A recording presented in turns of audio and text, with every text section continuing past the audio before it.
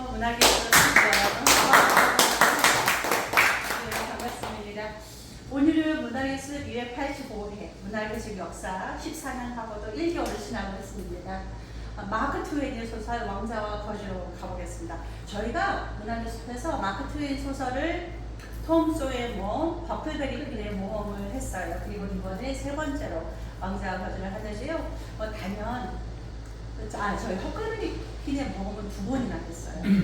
두 번 한 이유는 워낙에 책도 좋지만 우리가 한강이고 색강에서 활동을 해왔었어서 강과 허클베리 퀸의 모험은 미시시피 강이라는 강을 배경으로 펼쳐주는 아주 멋진 이야기여서 허클베리 퀸의 모험은 특별히 색강에서 한 번 한 적이 있습니다.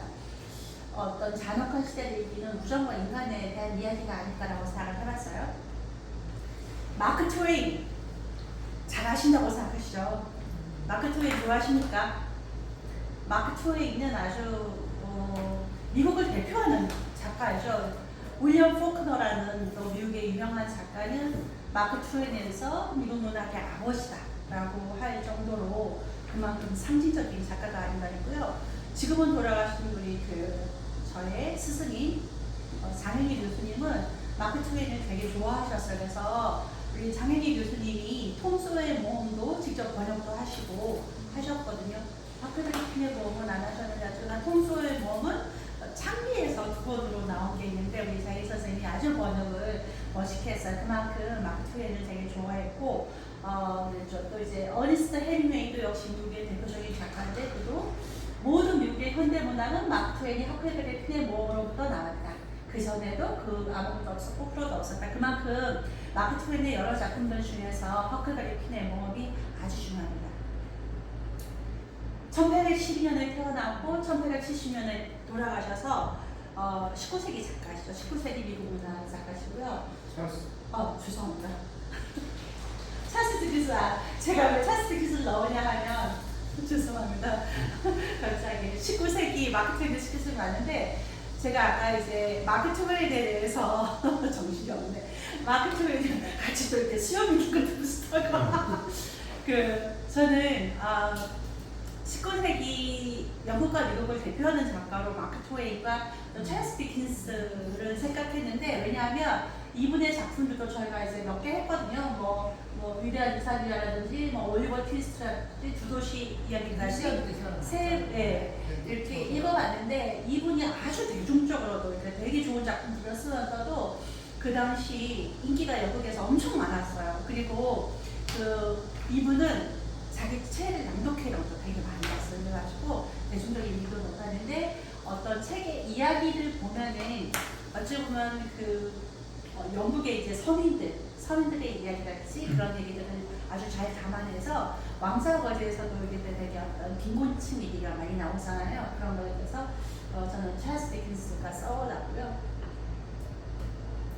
보면은 이분이 이제 19세기 영국을 대표하는 그런 소설가인 거예요. 그리고 이제 본인도 되게 어렸을 때 공장 노동을 하면서 되게 어려운 그런 이제 왜 영국은 이렇게 아동 노동 이렇게 그런 것도 되게 좀 싫었잖아요. 굴뚝 청소한다거나. 그래서 본인도 찰스 디킨스도 공장 노동을 하면서 어렵게 했고 어쨌거나 계속적으로 자기가 노력을 해서 약간 자수성가하듯이 아주 이렇게 유명한 그런 작가가 되신 분이죠. 마크 트웨인은 세뮤얼 레몬 클레멘스예요. 근데 마크 트웨인이 이분이 미시시피 강에서 수로 안내인도 했거든요. 그래서 수로 안내 할 때 이 마크 트웨인이라는 게 이게 이제 주기선에서 물 깊이 이렇게 가다가 깊이를 좀 재야 될 때가 있잖아요. 그래서 재는 데서 이제 마크 트웨인 이렇게 해서 이름을 자기 필명을 이제 마크 트웨인으로 바꿨습니다. 그래서 1863년부터 마크 트웨인이라는 필명을 쓰기 시작했고요. 미국 이제 미주리주에서 전 아직도 미국을 안 가봐서 하와이가 안 가봐서 미국 지도를 잘 모르는데 아무튼 미주리주에서 태어났습니다. 요번에 우리 진욱이가 이제 막 갔거든요.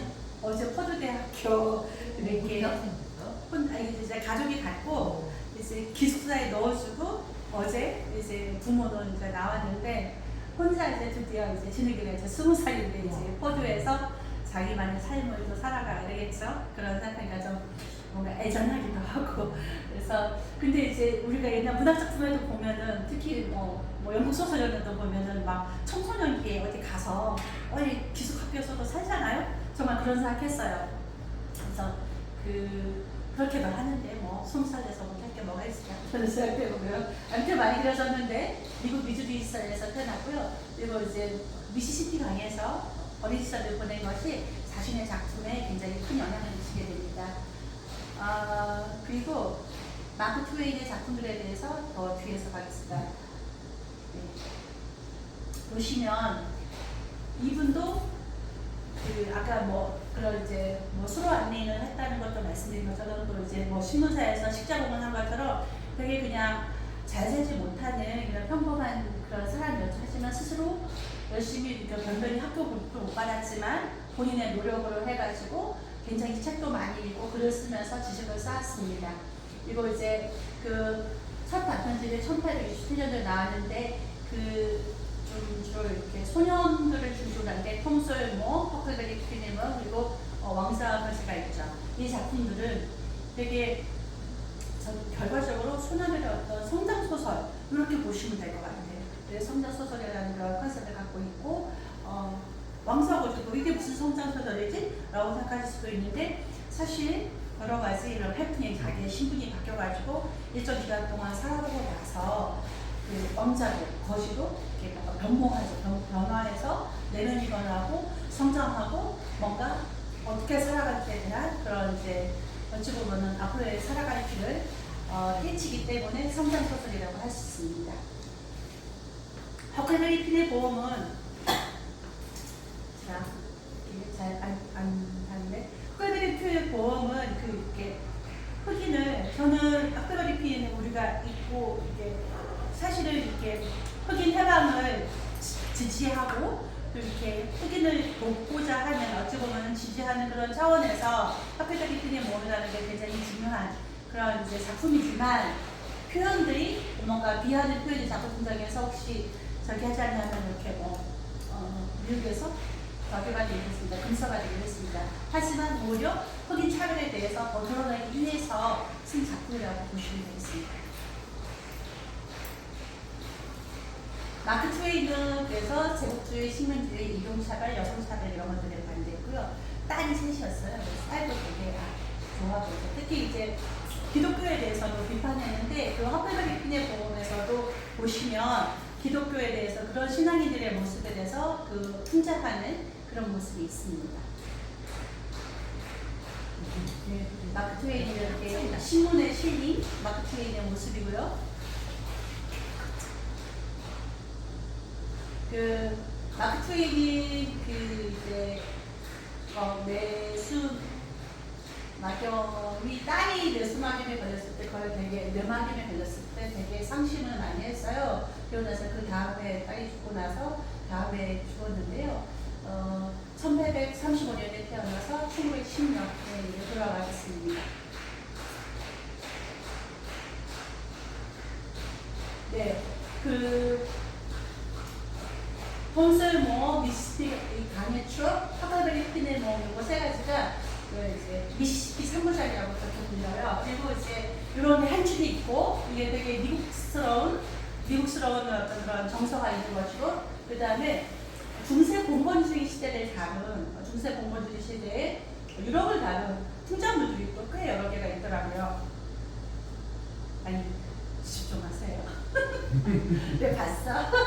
그래서 이제 왕자와 거지도 그런 것 중에 하나입니다. 그 여러 가지 작품들이 있습니다. 아까 우리 선생님들이 얘기했어요. 이거 저기 아동 소설 같지 않은데? 라고 했고요. 맞습니다. 이거는 사실 톰 소여모이나 허클베리 퀸의 모험이나 왕자와 거지까지 사실은 뭐 아동 소설도 분류가 돼서 옛날에는 우리가 어렸을 때 국민학교 맞나요? 초등학교인가요? 네, 읽었죠. 되게 간단하게 읽었죠. 간단하게 읽고 이렇게 서사가 뚜렷하니까 막 사건이 빠르게 전개되잖아요. 그래서 재밌게 읽었는데 지금 다시 이제 원문 그렇게 문고판이 아니라 이렇게 다 이제 번역본을 읽어보면은 굉장히 꼼꼼하게 당대 사회에 대해서 묘사하고 또 대사들을 굉장히 위트 넘치고 이런 것들이 많습니다. 그래서 아주 이야기 전개가 아주 재밌죠. 힘이 진전하면서 그 안에 시대에 대한 비판과 풍자가 아주 신랄하게 들어가겠습니다.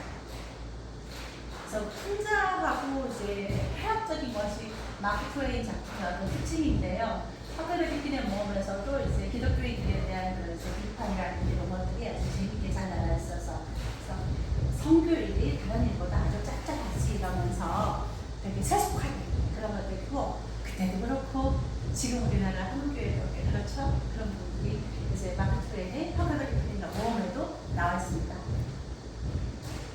해양 재밌어요. 기본적으로 허클베리킨 모험도 되게 재밌어요. 그래서 저희가 여러 번 읽어도 그게 되는데 여기서도 여기는 이제 막 하도 여기도 보면은 이제 처벌하거나 감옥에서 사람들을 뭐 마녀를 막 태우거나 이런 것들이 나와서 끔찍한 것도 많음에도 불구하고 어떤 이제 왕실의 모습이라든지 묘사하는 부분은 약간 이렇게 헐하는 좀 무서움이 나는 해학적인 부분이 있죠. 그래서 여기에서도 보면 그 왕에게 에드워드 왕에게 옷을 입히는 그런 의식이라든지 이런 거 보면은 셔츠를 여러 사람이 쭉쭉쭉 계속 전달 이런다거나 그런 모습이 아주 재밌게 나왔습니다. 책 읽으신 분도 있고 안 읽으셔도 주보되는 대충 아시죠? 모르시는 분 있어요? 없죠? 모든 시대의 젊은이들을 위한 이야기. 그럼 그 부제 원래 부제라고 여기 뒤에 김옥동 번역가가 부제가 저거라고 썼더라고요. 나도 몰랐어요. 그리고 이제 이게 딸들한테 딸 둘한테 이거를 헌정. 바친다. 그렇죠. 헌정한다라고 하고 그런 것도 있었고요. 근데 이 소설의 배경은 미국은 아니잖아요, 그죠? 영국. 네네, 영국 공부에 영국. 네 맞습니다. 영국으로 갔는데 왜 그렇게 갔는지에 대해서 그리고 아까 앞서서 얘기드린 것처럼 마크 트웨인의 작품 세계들에서 그렇게 톰 소여나 허클베리킨처럼 이렇게 미시시피 성격이 있고 또 아예 영국의 어떤 이제 역사 여기도 이제 16세기 영국이 나오는데 영국의 역사 속으로 가서 그런 이제 사회를 비판하는 거 이렇게 두 축으로 이렇게 많이 썼다고 보시면 될 것 같습니다. 그리고 영화는 글쎄요, 사실은 뭐 신분이 바뀐다는 것도 굉장히 좀 우연하긴 했지만 그리고 이제 해피엔딩도 근데 보면은 미시시피 3부작도 다 해피엔딩이에요. 톰 소여나 허클베리킨도 다 잘 돼요. 잘 되잖아요. 허핀도 고아 소년인데 아빠한테는 날 맞고 그러는데 어쨌거나 되게 잘 되죠. 그런 것처럼 해피엔딩인데 사실 해피엔딩이라는 것 때문에 좀 약간 좀 아동소설스러운 원선징악적인 그런 느낌도 있는 것 같아요. 그럼에도 불구하고 뭐 마크 트웨인의 장점이 뭐 줄어드는 건 아닌데 어쨌든 해피엔딩이기 때문에 약간 영화스러운 그런 느낌이 좀 있어요. 그래서 보면은 이제 앞부분에 여기가 이제 그 사는 동네 이제 되게 가난한 동네에 나오는데 푸딩노 오펄코트 근데 실제 명칭인가 봐요. 푸딩노가 있더라고요. 그 구글에 보니까 푸딩노 네임이라고 해서 옛날에 1666년에 17세기죠. 이때 이 푸딩노 부분에서 이렇게 이제 푸딩이 오펄이 뜻이 동물 내상이거든요. 근데 푸딩노의 오펄코트라는 걸 생각해보면 여기도 묘사가 나와 있지만 동물 내상하면 얼마나 그 지저분하겠어요. 뭔가 막 정리 안 되고 막 질척거리고 그럴 거 아니에요. 그런 스몬가를 생각하시면 될 것 같아요. 어쩌면 오펄코트라는 이름이 붙었다는 것은 그런 이제 스몬가의 모습일 것 같고요. 거기에서 이제 이렇게 대화제가 이렇게 나서서 그때 보면 그 구글에 보니까 뭐 13,000채에 진입하고 87개의 교회가 구입하고 막 했는데 근데 실제적으로 사상자가 그렇게 상대적으로 너무 많지는 않았다고 하네요. 이게 제목이 그거예요. 왕자가 거지하면 영어 단어로 베버라는 단어를 떠오르는데요. 사실 이 부분은 여기 몇 장은 분차가 아마 챗GPT 도움을 좀 받아서 저는 정리해준 부분도 있어요. 그래서 프린스 앤 포퍼인데 그 백어가 아니고 왜 이제 포퍼인가라고 보면 이제 차이가 백어는 거지고 포퍼는 급빈자, 빈민이라는 뜻이 있다고 해요. 거지는 그냥 단순히 어떤 일시적인 어떤 행위, 구걸하는 행위 적이라면은 포퍼는 급빈한 상태에서 그런 식의 사람을 그냥 범죄 짝인 공식적인 용어다. 그러니까 어느 정도 빈민 계층을 뜻한다라고 보시면 되고요. 16세기 영국이 나오는데요. 16세기 영국에서 이제 그 튜터 왕조 시대에 그 국가로부터 지원받는 빈민을 지칭하는 단어였다고도 합니다. 그래서 백어는 어떤 부정적 이미지에서 그냥 구걸 행위를 하는 것 자체를 말을 하는 거고, 포퍼는 그런 이제 빈민층, 국가로부터 지원도 받아야 되는 빈민층을 말합니다. 톰 켄티죠. 이게 그 왕자와 거지에서 거지죠. 아버지랑 할머니까지 아주 막대하죠. 그러니까 이제 여기가 이제 톰과 그 누이가 둘이 있고 엄마가 있고 근데 아버지는 완전 수주정맨이고 뭐 할머니도 역시 막대하는 그런 거고요. 톰이 왕자로 옷을 갈아입었을 때 될 수 있었던 것은 본인이 평소에 책을 많이 읽어서 글도 배웠고 책을 많이 읽어서 우리처럼 그래서 준비가 되어 있었어요. 근데 어찌 보면은 선망이 되게 있어서 그런 공상, 내가 왕자가 되면 어떨까라는 공상을 많이 했죠.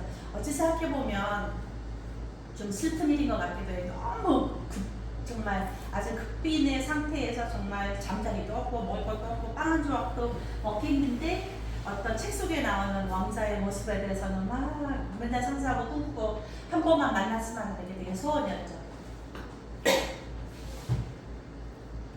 그래서 톰 켄티라는 빈민가에 그 푸딩노 오플코트에 사는 소년이 있었고 에드워드 왕자가 있어요. 에드워드 왕자가 태어날 때는 그러니까 둘은 같은 날에 태어나는 걸로 나와요. 소설에서. 그리고 외모가 상당히 닮은 걸로 거의 쌍둥이처럼 나오죠.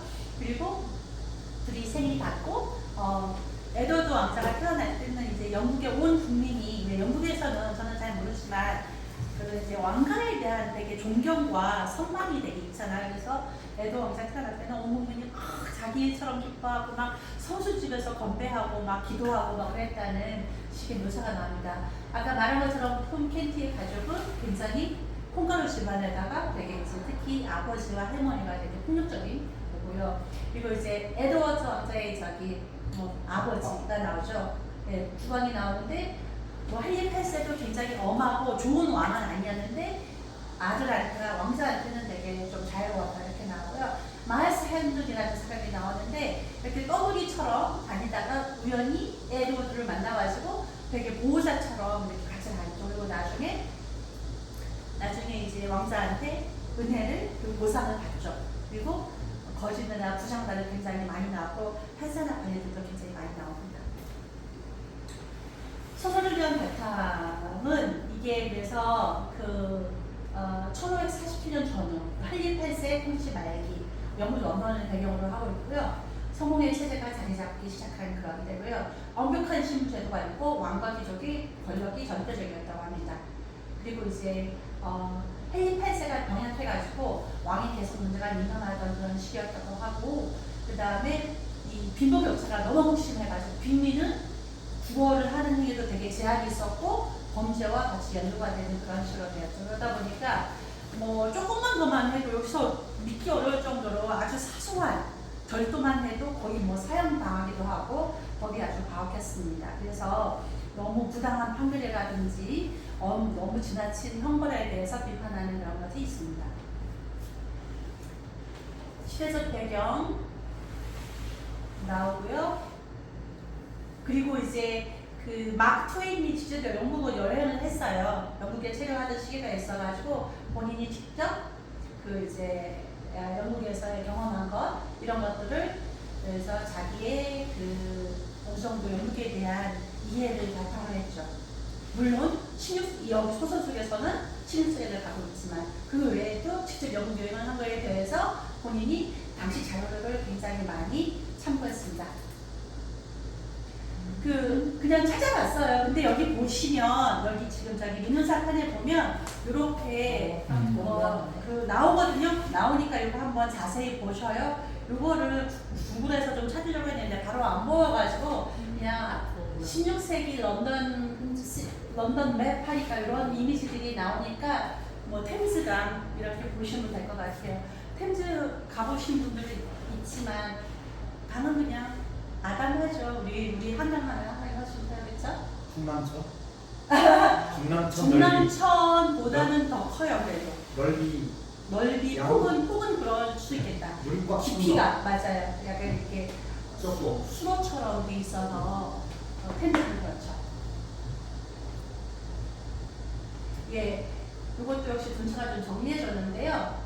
사건의 순서 나중에 자료에서 읽으실 때 좀 이렇게 정리가 되실 것 같아서 어쨌거나 톰 켄티가 우연하게 궁궐 앞에 갔다가 왕자를 마주치게 되고 왕자가 궁궐 안으로 들어오게 해줘가지고 옷을 바꿔 입어서 서로의 처제돼서 호기심이 있어서 얘기를 주고받다가 그 상태로 이렇게 서로가 헤어지게 돼서 완전히 그냥 에드워드 왕자는 거의 죽음만 안 당했다 뿐이지 이게 약간 동화적이게 위기가 있으면 그냥 현실이라면 죽었을 수 있는데 그래서 도와주는 사람들이 있죠.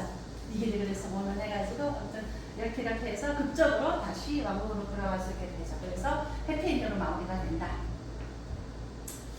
이것도 역시 제가 정리를 해봤어요. 이 영화 어제 봤다 하시더라고요. 다른 분들도 보셨어요? 네. 왕이 된 남자? 저는 못 봤어요.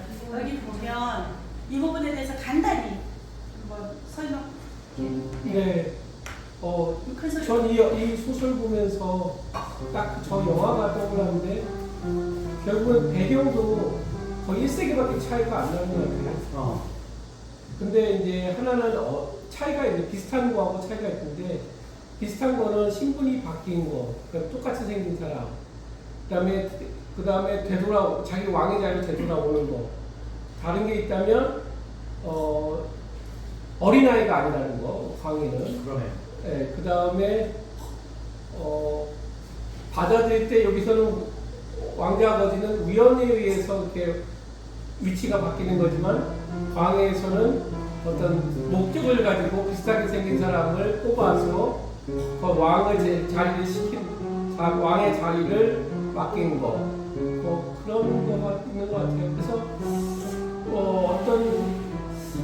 그러니까 권리에 있어서는 그러니까 신분이 맞지 않은 사람이 왕의 신분을 하지만 둘 다 그 왕의 왕으로서의 어떤 역할들은 훌륭하게 해놨다라는 것들을 깔고 있는 것 같아요.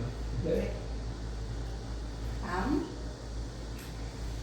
그래서 역사 속 인물에서 가져왔잖아요. 에드워드 6세와 소설 속 에드워드 왕자를 좀 비교해서 보면 되고 여기도 보면 각 주에 조금씩 김옥동 씨가 이렇게 써놓으니까 읽으실 때 참고를 해주시면 좋을 것 같아요. 보시면 될 것 같고요. 실제로는 네. 그리고 실제 인물은 거리 나가거나 그런 거는 아니었고 종교와 정치 계획에 집중했다. 여기 딱 앞에 보면 머릿말에 그것은 역사일 수도 있고 한낱 전설이나 부정감에서 나지 않을 수도 있다. 실제로 있었던 사건인지도 모르고 지어낸 이야기인지도 모르지만 어쨌든 그것은 얼마든지 일어날 수 있는 이야기다. 이거 자체가 우리가 또 소설 공부할 때 개연성. 소설은 픽션이잖아요. 픽션이에요. 다큐가 아니잖아요. 픽션이지만 개연성은 이야기라는 그런 거죠. 있을 법한 것이다.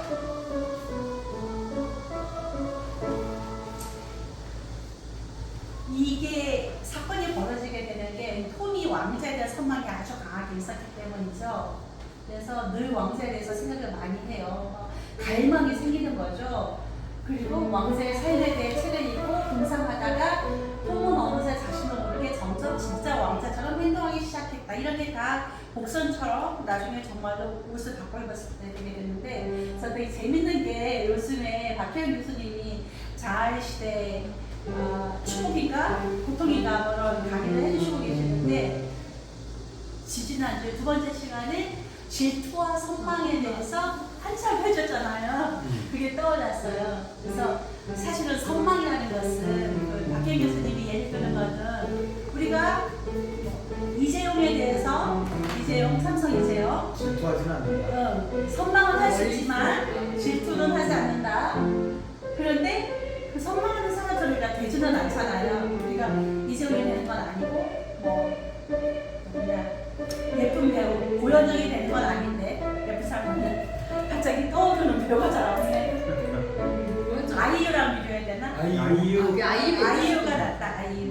아이유가 되는 건 아닌데 근데 이제 그래서 선망하는 대상하고는 우리가 거리가 굉장히 있고 사실 이것도 현실에서는 왕자와 거지는 평생 가도 그쵸? 선망이 평생 가도 만나지 못할 사이일 텐데 소설에서는 그냥 만나게 했고 삶이 이렇게 비슷하게 됐죠. 아무튼 이게 떠올랐어요. 막 성경과 실편에서 엄청 공부를 해가지고 네, 다음 마크 트웨이는 진짜 과도한 형벌에 대해서 비판하고 싶어서 아주 상세하게 썼어요. 그래서 막 작은 범죄나 실수에도 막 폐형, 낙인, 뭐 얼굴에도 낙인 찍고 그쵸? 그렇게도 뭐 화형하고 이렇게 가난한 사람일수록 그런 게 더 많이 했죠. 그리고 이제 관청의 관리들의 모습이 또 관리가 심지어 그런 가난한 사람들을 또 빼먹으려고 진짜 벼룩의 간을 빼먹듯이 그렇게 하는 장면도 나오죠. 그래서 그 과도한 형벌에 대한 묘사들이 굉장히 많이 나오는데 거지가 구걸을 하다가 채찍질을 당하고 또 걸리니까 귀가 잘리고 또 구걸을 하니까 쇠로 뺨에 낙인이 찍히고 그리고 나서 도망치다가 사형당했다.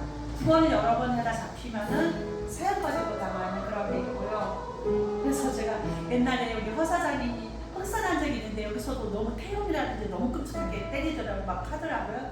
그런 게 좀 떠올랐어요. 옛날에 우리나라도 좀 끔찍한 거 여기랑 비교는 안 되겠지만 화형 뭐 팽이형 이런 거 있잖아요. 고대 뭐 이렇게 거열 이런 거막 사지를 나도 그걸 생각했어요. 제일 끔찍했던 게 아마 눈치챘 뭐 이런 데 있고 팽형은 우리나라에서는 없었고 중국에서 튀겨 죽이는 거예요? 몽골에서 기름에 튀겨 죽이는 거예요?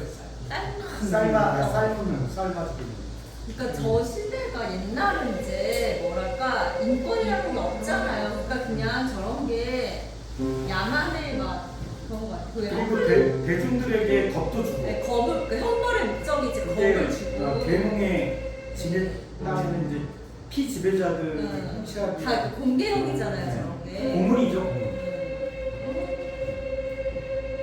막 끓는 기름에 조금씩 넣기도 하고 그쵸? 아우. 여기도 그런 거 있잖아요. 나 그냥 교수형으로 죽게 해달라고 그거보다 더한 게 뭐가 있다는데 이 교수형이 아닌 사람은 뜨거운 물에 그렇게 넣는데 그것도 한 번에 확 죽이는 게 아니라 발끝부터 조금씩 더 달린다 그러니까 그렇게 안 죽게 해달라고 그렇죠. 그것도 나왔죠. 그런 장면이 너무 네. 야만의 그래서 이게 금서가 된 거예요. 청소년대 금서. 이거는 금서는 아니야. 헛걸레기 클레어. 금서가 됐다가 헛걸레기 클레어. 여기에는 내 생각에 검둥이라는 표현이 많이 나와서. 네. 네그로. 네. 시대에는 그렇게 아니, 불렀었죠. 근데 아니 그거보다도 저의 생각에는 제가 정확히 기억 안 나는데 핑계는 그런 식으로 뭐 흑인을 비하한다는데 실질적으로는 흑인 해방이라는 측면이 있었기 때문에 그것이 되게 사회에 그를 위협하기 때문에 금서를 했는 금서가 당시에 된 건지 나중에 된 건지. 그 당시. 당시에요? 네. 그리고 이것도 아동이 보는 그 버전이랑 이거랑 좀 다르지 않았을까요? 이걸 전부 어린아이들한테 이거 책에 나올 때는 유체로 나왔습니다. 지금 책으로 우리가 나왔어요. 보는 것처럼. 네네네. 아동 버전이 아니고 이걸로 나왔었어요. 근데 아동용 다이제스트에서는 뭐 그런 고문하는 장면 우리가 볼 때는 저런 거 없어. 그러니까 죽였겠지. 그렇게 우리가 볼 때 없어. 우리나라 판이지 우리나라. 근데 저게 저 당시에 나왔을 때는 뭐 굳이 아동용 이렇게 나오지 않았을 거예요. 그쵸. 왜냐면 아동이 책을 읽는 대상도 아니었을 것이고 그러니까 이제 그냥 아동이라는 책을 어찌 보면 어른용으로 썼겠죠. 마크 트웨이는.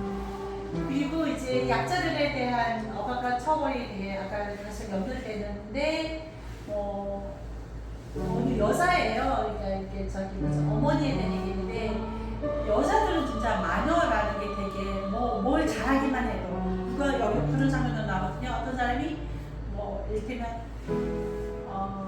그걸 잘해. 포춘 텔링 예언을 잘해. 그러면 잘 맞춘다고 어떤 상황에서 또 마녀라서 죽여버리고 여기에도 막 이 사람이 뭘 이렇게 간호하는 걸 잘하는데 의사가 관리하던 병자가 죽었어. 그러니까 갑자기 이 여성이 마녀되면서 불에 타 죽었다는 이런 것들이 많죠. 그래서 여자는 물론이고 항상 그런 시대에 있는 여자와 아이들의 인권이 항상 같이 보호되지 못하는 것 같아요. 옛날 시대에서. 그러니까 사실은 여자나 아이들의 인권에 대해서 말하기 시작하면 그 사회가 점점 선진사회가 가야 되고 그게 더 중요한 것이죠. 감옥에 보니까 여자와 남자를 같이 투옥시켜버렸더라고요. 보니까. 그러니까요. 그죠? 그런 장면이 나오더라고요. 저는 얘가 좀 딴 얘기를 듣지만 아무래도 점점 우리가 이제 인권 감수성이 높아지잖아요. 높아지기도 하고 이제 차별금지법 이런 것도 나왔는데 저는 이번에 광복 80주년 행사에서 국민 80명 임명장 하는 거를 얼핏 조금만 봤어요. 자세히는 못 봤어요. 분차가 관심 있었는데 좀 봤는데 저는 무슨 생각했냐면 좀 아이들은 왜 없지? 라는 생각을 처음에 했고요. 보니까 아이들이 없었구나. 예, 아이들이 없더라고요. 그리고 저는 그거는 너무 나가는 것일 수도 있지만 외국인이나 그러니까 이주민은 상징적으로 이주민 있지 않았나요? 없었나요? 아니 그 얘기는 여러 사람이 하더라고요. 네. 왜 그쵸. 여기에 정착되어 있는 외국인들, 이주민들 그들을 좀 대변하면 그게 없었다는 네. 얘기를 하더라고요. 그쵸. 네. 그 생각이 처음 났어요. 그래서 사회가 그들도 사회적 약자잖아요. 또 아이들도 그렇고 그러니까 아이들도 그냥 그들이 투표권은 없지만 아이들도 한 명쯤 상징적으로 국민 대표로 해주고 이주민도 한 명쯤 해주고 하면 좋지 않았을까라는 생각을 혼자만 해봤어요. 네. 왜냐면 좀 그러게 되면 사회가 좀 배려하고 또 사회에서 좀 이렇게 소외된 사람들을 더 해야 되지 않을까라는 생각을 국민 마녀 사냥이 유럽에서는 중세 때 있었던 건가요? 조세 때부터 이때 또 그게 그렇죠. 행행될 때. 이때도 여기가 이제 배경이 이제 16세기 16세기. 큐터 시대인데 이때 또 이제 마녀가 그러니까 한번 마녀가 나중에 물어보세요. 왜 오랫동안 있었죠. 그쵸. 피크가 있고 이렇게 어쨌든 네, 마녀 역사가 생각보다 오래했던 것 같아요. 미국까지 왔으니까. 그렇죠. 네, 미국에서 뉴욕에서 꽤 많이. 네, 까지 왔으니까. 그렇죠. 얘도 분차. 집중하시오. 네, 거의 다 해봐요. 이렇게 해서 비곤층에 대한 묘사도 굉장히 아주 적나라하게 많이 나왔고요. 그 같은 국어도 되게 허가를 받아야 했지만 허가증이 있어야만 뭘 할 수 있다고 해요. 그래서 벌금도 되게 가있고요. 비곤에 대한 묘사가 앞장면에도 보면은 이제 톰 캔티의 집에 침대 갈 것도 없고 이렇게 밀집을 상상해봐요. 소 외양간 이런 데 생각하셔도 될 것 같아요. 밀집한 뭉치를 이렇게 가득 차가지고 대충 쌓아놓고 작가가 이런 식으로 했다는 거죠. 그 앞에 머릿말 저기 앞쪽에 이게 있어요. 베니스의 상인에 대한 인용이 있거든요. 자비라는 덕성은 두 배로 축복받는 것이라고 베푸는 사람과 받는 사람 모두를 축복하는 것이니까요. 가장 힘이 센 것이지. 이거를 이제 이 부분을 대사를 그 머릿말에 나와요. 마크 트웨인이 인용한 것은 법과 정의를 어떻게 처벌하고 규제할 것이 아니라 자비를 어떻게 실천할 것이라는 그 말을 하고 싶었기 때문인 거죠. 그래서 정의보다 자비를 옹호하는 그런 이제 셰익스피어의 그런 메시지와 마크 트웨인의 이 주제를 연결을 시키고 있다라고 봐야 되는데요. 약간 이것도 좀 뜬금없이 아까 저희가 연습하기 전에 색강 상황을 말씀드렸는데 이게 그런 거예요. 지금 서울시는 뭔가 법대로 해야 되지 않냐라는 말을 굉장히 많이 해요. 처음부터 지금까지. 법과 규정대로 해야 되지 않냐. 벽과 두 정도로 해야 되는 이런 공공의 공간은 뭔가 배관 절차와 공모에 의해서 딱 통제를 받아서 들어오는 곳이다. 그에 반해서 자비까지는 아니지만 일반 시민들의 생각은 이 건물이 지어진 목적은 시민들의 공익을 어떤 복지를 위해서 지어진 것이니까 이 공간이 비어있는 곳은 누구나 시민들이 쓸 수 있어야 되는 게 아닌가라는 것에 있어서 서울시는 자비라는 마음을 먹고 좀 너그럽게 그래 뭐 여기는 시민들을 위한 그런 공간이니까 뭐 절차가 중요한 것이 아니라 와서 이렇게 지금처럼 노래도 부르고 있어도 된다 이거 한마디면 되거든요. 그거를 못하는 거예요. 이게 아니, 무슨 그렇게 법을 잘 아는 사람들이 처음에 그런 선정 과정을 그렇게 잘 알았으면 이렇게 하는 거예요. 그러니까요. 근데 사실 잠깐 한 얘기인데 저희 사무실은 지금 법과 질서를 무시하고 지금 딴 데다가 주려고 막 지금 그러고 있거든요. 아 그래요? 다음 슬라이드 가보겠습니다. 서울시가 그렇습니다. 진짜 양쪽에서 가리려고. 네, 그래서 그런 것 같은 그래서 19세기 영국의 세상을 통해서 빈곤과 가학관제도 왕실의 허위 의식 같은 것들을 폭로하고 진정한 인간으로 나아가자라는 것을 인간 그리고 인간에 대한 믿음 여기서도 이제 우정과 선의로 손을 내미는 사람들이 있으니까 에드워드가 대표적으로 왕실로 돌아올 수 있었던 것처럼 인간에 대한 믿음도 이제 중요하겠고요. 그리고 앞서 말씀드린 것처럼 두 소년의 성장을 그리고 톰 켄트와 에드워드가 서로의 다른 위치에서 살아봄으로써 타인에 대해서 또는 다른 이를테면 뭐 에드워드 왕자는 사회에 이런 모습이 있었구나 처벌이 너무 과도했구나 내가 왕으로 다시 일을 하게 되면은 이런 것들을 완화해야지라는 생각을 하게 되죠. 톰 켄티도 좀 이렇게 다른 부분들 정말 책 속에서 만났던 다른 세계도 알게 되고 또 자기도 벗어난 인간으로서 남 여생을 살아가게 됩니다. 네, 이런 드라마도 있다고 하니까 참고하시고요. 거지와 제가 있어. 영화로 만들어졌을까요? 네, BBC에 이 있습니다. 작품이 원작 충실도가 높다고 평가를 받았더라고요. 둘이 비슷하게 생겼네. 되게 진짜 대단하죠. 유튜브에 찾아보면 자막은 어느 날 많이 모르겠는데 영어 BBC 버전은 있습니다. 아유, 자막이 없어요? 네. 네, 아주 미려한 브리티시 잉글리시를 들을 수 있습니다. 네, 다 했고요. 그냥 상상해 보세요. 여러분은 누구가 되고 싶나요? 저기 뭐 갑자기 그 생각도 났어요. 저는 누군가 되고 싶어 하는 선망 내지 망상이 많았던 사람 중에서 김모희 씨가 떠오르기도 했고요. 외국에 나갔을 때 막 옷차림이나 약간 옛날에 영화 배우라 따라하기라든지 뭔가 어떤 자기만의 어떤 세계 속에서 그 권력과 돈을 가지고 그런 선망을 실현해보지 않았을까? 그러고 나서 지금은 나락으로 떨어졌지만 그 사람도 떠올랐고요. 그 사람은 많이 그런 신분을 경험해 본 거겠죠? 모델이 예쁜 흉내내기. 네, 그런 거 왜 많이 했죠. 그리고 마크 트웨인 작품들 다른 거 읽으셨으면 어떤 작품을 좋아하시는지 궁금하고요. 저는 어쨌거나 찰스 딕스와 좀 이렇게 비교가 좀 됐어요.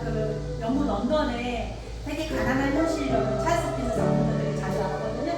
이런 것들이 있으니까 두루두루 이야기 나눠봤으면 좋겠고요.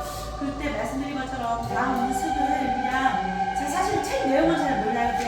수정 손택의 책이 약간 여자의 나이 들어가는 여성들에 대한 얘기도 있다 그래서 한번 그냥 이것도 역시 큰 부담 없이 그냥 읽어보면 어떨까. 그리고 남자분들은 역시 관심 있게 많이 봐주시고 왜냐하면 옆에 다 여자들이 살아가고 있잖아요. 그러니까 좀 내 옆에 내 근처에 또는 우리 어머니랄지 그런 여성들에 대해서 이해를 하면 좋지 않을까라고 생각합니다. 마치겠습니다.